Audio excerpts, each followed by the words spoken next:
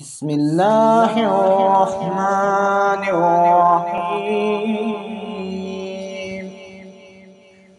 اللہ تعالیٰ کے نام سے جو بے حد مہربان نہایت رحم فرمانے والا۔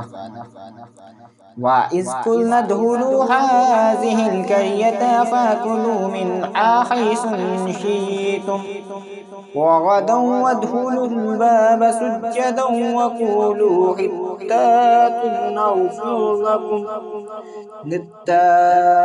نَغْفِرْ لَكُمْ خَطَايَاكُمْ وَسَنَزِيدُ الْمُحْسِنِينَ۔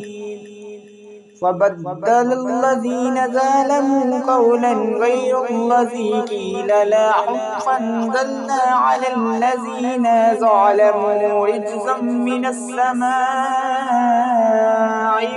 بِمَا كَانُوا يَفْسُقُونَ۔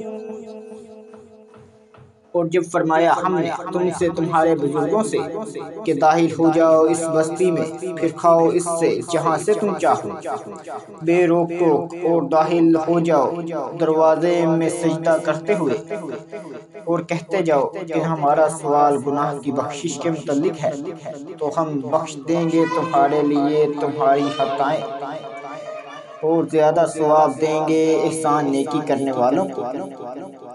تو بدل ڈالا ان لوگوں نے جنہوں نے ظلم کیا تھا بات کو دوسری بات سے جو خلاف تھی اس بات کے جو کہی گئی تھی۔